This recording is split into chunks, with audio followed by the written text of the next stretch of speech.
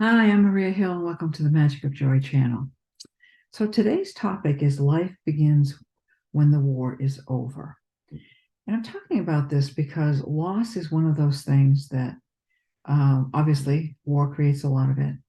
But loss is a very difficult thing to deal with. We don't like it. We do a lot to minimize it in our lives. However, loss, just like frustration, is not a simple thing. And that's because, left to our own devices, we would naturally live low loss lives. But right now, because of our cultural systems, we're going through humongous changes and it feels very uncomfortable. And the loss feels uncomfortable. And in fact, it feels like a very dangerous time when it may be actually one of the best times we're living through, and that we are becoming and creating more of what it is we would really like to have in life, to have a low loss life. So let's explore if we can make some shifts about this topic that might make it more comfortable and might make it easier for us to live and work through what's going on right now. So where does all this loss come from? So right now, the world we live in here in late 2023 is overwhelmed by losses of all kinds, some of them environmental, social, cultural, health. It's all piling up. And I see and feel that the fear is increasing as a result. I certainly feel it. Just a feeling that a lot of things that we've relied on are not so reliable, and also a sense that the supports we need to live well are eroding. So the fear is palpable. It bears mentioning that our world is highly complex, and therefore it can be difficult to discern where the issues lie and what the source of all these feelings of precariousness are that are causing these difficult feelings of vulnerability. It's not so easy to see what's going on and what to do about it. So feelings of impending doom rise under these circumstances. There's a lot of fear and even some despair. There are important reasons for the situation we're in and the feelings we have about it. There is good news, a lot of it, if we get the perspective we need to see through the changes we're going through.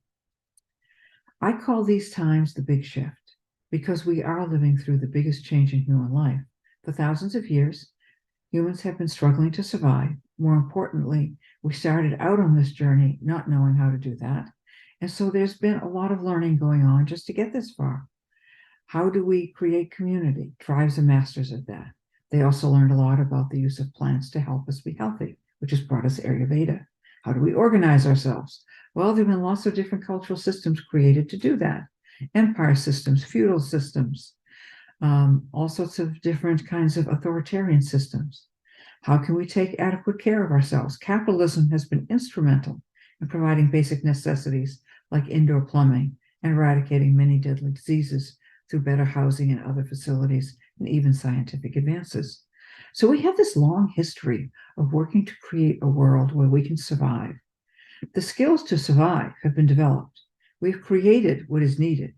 And if we want, we have the ability to ensure that people on this earth have what they need to have basic quality of life. That mission's been achieved, but the benefits have not yet been made universal. And although we have developed the skills we need to make quality of life possible for many, if not most of us, we humans still have our heads in the survival mindset. And it's understandable. I'm not criticizing. It's not always easy to discern when a change has reached a critical point, when it will be inevitable. We have a hard time noticing that point where the change has actually occurred, when you're done with something. And we've been taught not to quit. So this is not a small matter.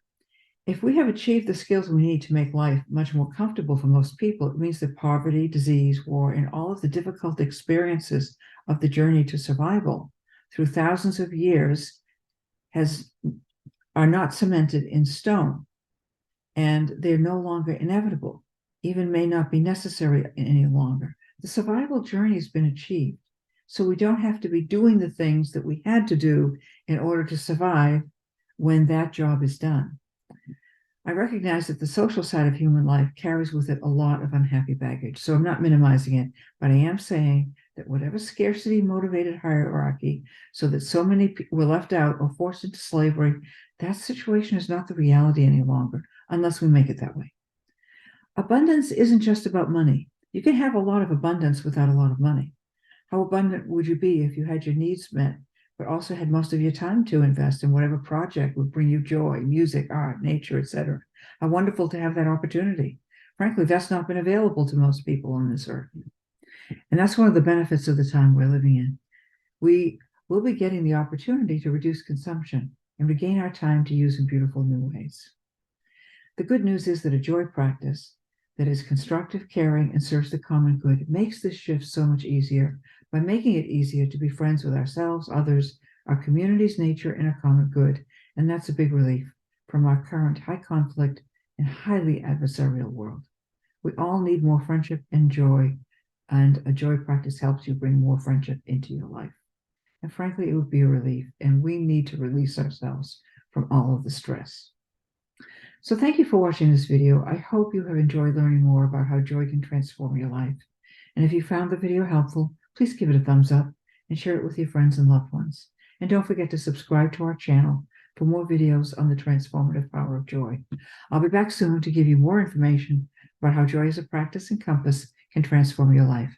Stay well and joyful until then, and thank you for watching.